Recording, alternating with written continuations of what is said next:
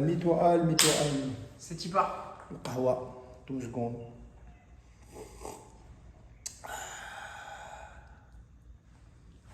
Kahwa, un frère algérien. Kahwa ou le mer. Bon les amis, comment vous allez aujourd'hui? Bienvenue dans un nouvel épisode de Better Talk with Abdel. Vaut mieux en parler avec Abdel. Les amis, avant tout, je tiens à vous remercier. La dernière vidéo pour le débrief du combat de Doumbé Jordan a explosé.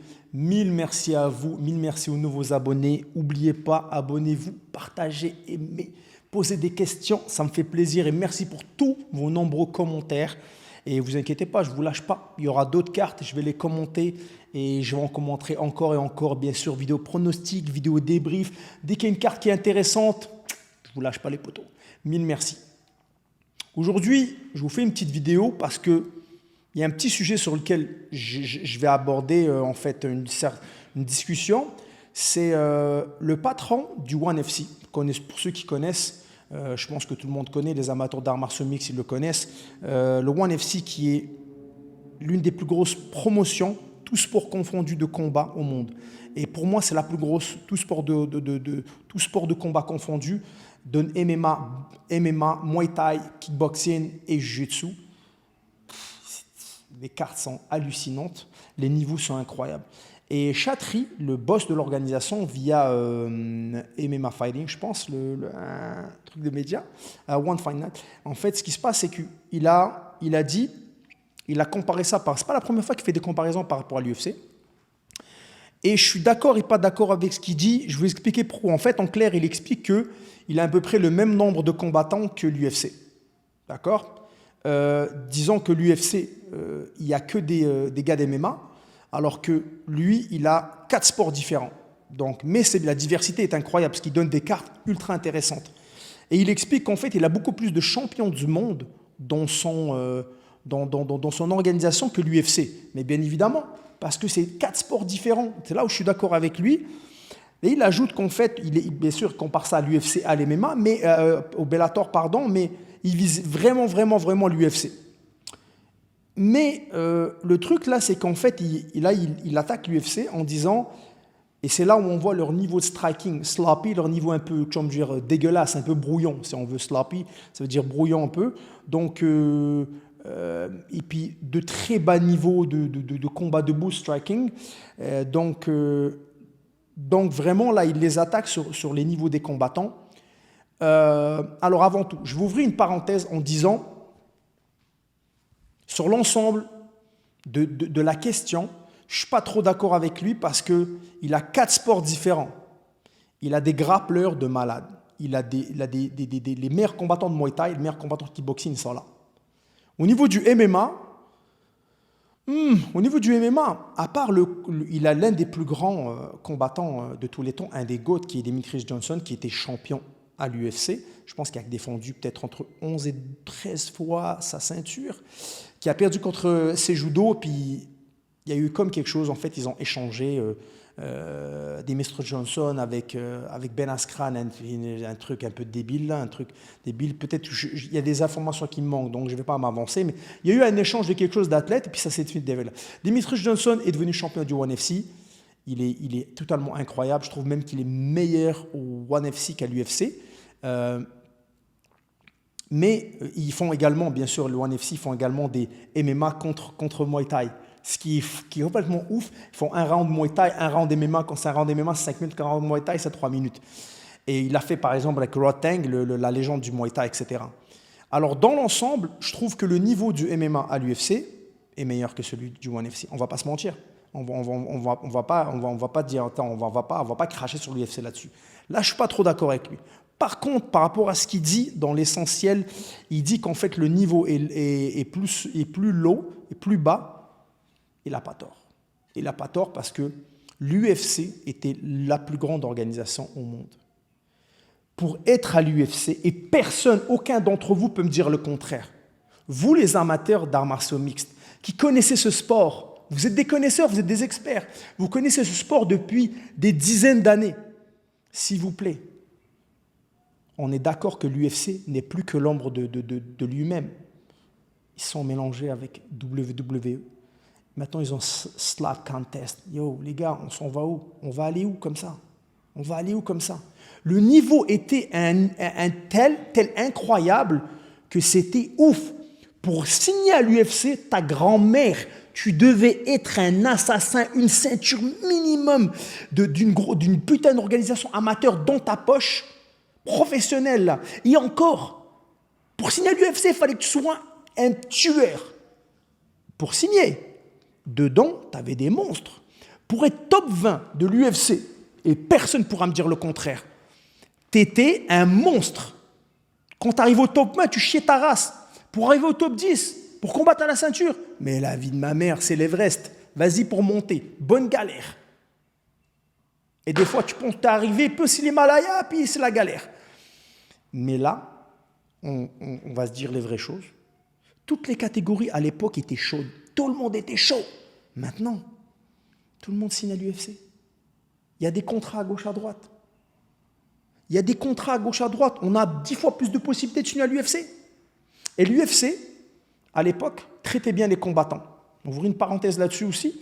L'UFC traitait bien les combattants. Maintenant, elle traite les gars comme des salopes. Comme des putes. Comme des putes.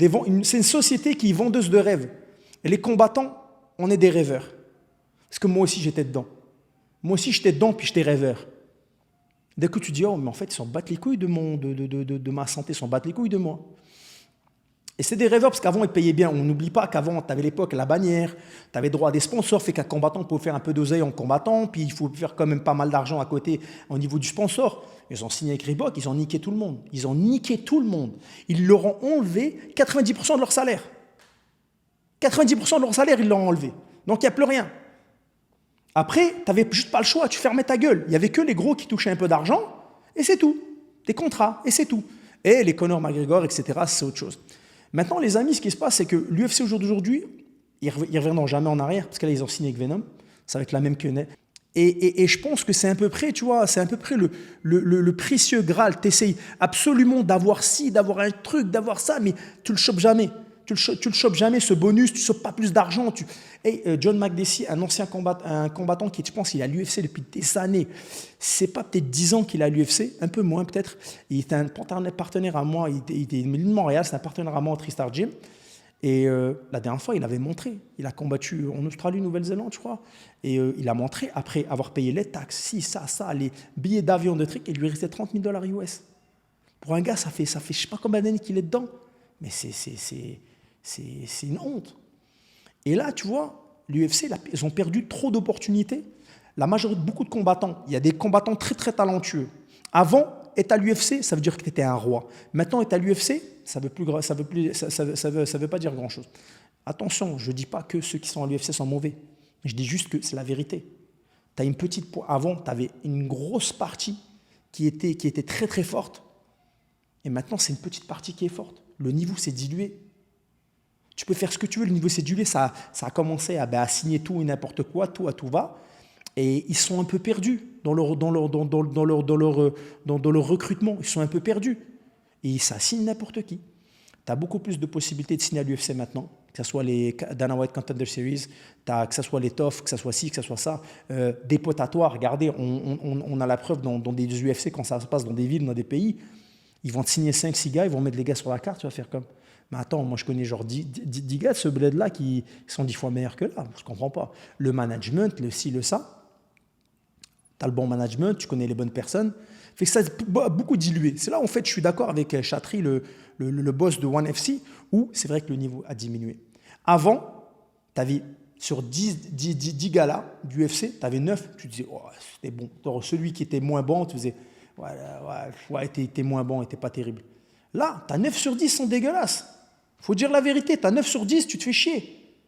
9 sur 10, tu te fais chier. Et je parle aux gens qui s'y connaissent. Hein. Je parle aux gens qui savent de quoi ils parlent. Je ne parle pas aux personnes qui se mettent la main dans le froc puis qui prennent des pop-corn et qui regardent ça comme ça, hein, tranquille. Ils se tapent de deux débiles, se tapent dessus, c'est bon. Je parle de gars qui savent ce que c'est, qui apprécient le spectacle, tu vois. C'est là, en fait, je suis d'accord avec lui. Et le ONE FC, pour ceux qui connaissent, si ceux qui ne connaissent pas, dépêchez-vous sur Amazon. Hein. Alors, si vous avez Amazon Prime, comme je pense beaucoup de monde sur la planète, oh, allez-y, vous allez voir des niveaux. Tu vois, un show de striking, un show de, comment ça s'appelle, il y en a un qui arrive, je pense en plus samedi, kickboxing, c'est des monstres. Muay Thai, c'est des monstres. MMA, ils sont trop forts. Jiu-Jitsu, tu te fais plaisir à mort. C'est dire que, en fait, c'est là où je suis d'accord avec lui, dans le sens où c'est vrai qu'il y a plus d'entertainment quand tu regardes maintenant le ONE FC que l'UFC. C'est la vérité. Donc, pour conclure, les amis, franchement, je suis tout à fait d'accord avec lui. ONE FC, pour moi, il y a beaucoup plus de talent qu'à l'UFC. L'UFC, s'il ne se bouge pas le cul, ça va devenir un WWE, ça va devenir du fake wrestling. Ça va faire chier tout le monde. Et je ne suis pas la seule personne qui pense ça. Je parlais des ceintures noires, de jiu-jitsu brésilien, des potes à moi, des combattants, des anciens combattants de l'UFC. On a tous la même pensée. L'UFC, il faut qu'ils se bougent, il faut qu'ils recrutent plus difficilement parce que ils vont pas s'en aller, on va pas s'en aller vers quelque chose de bien. Donc moi, je suis tout à fait d'accord avec lui. Si je dois choisir entre les deux, ben là, je pense plus pour le ONE FC. Merci les amis. Ben, écoutez, c'était un nouvel épisode de Better Talk with Abdel. Bienvenue à Vaut mieux en parler avec Abdel. Donc merci beaucoup en fait d'avoir écouté cette vidéo. J'espère qu'elle vous a plu. Bien sûr, partagez, commentez, abonnez-vous, abonne-toi. Dis à la daronne de t'abonner, dis aux cousins, aux frères. Tout le monde s'abonne, toute la famille. Let's go, on y va. Donc merci les amis, à très bientôt. Et ne vous inquiétez pas, je vous réserve d'autres nouvelles vidéos avec des bonnes surprises. À bientôt. Putain, je te jure, elle me gratte depuis tout à l'heure.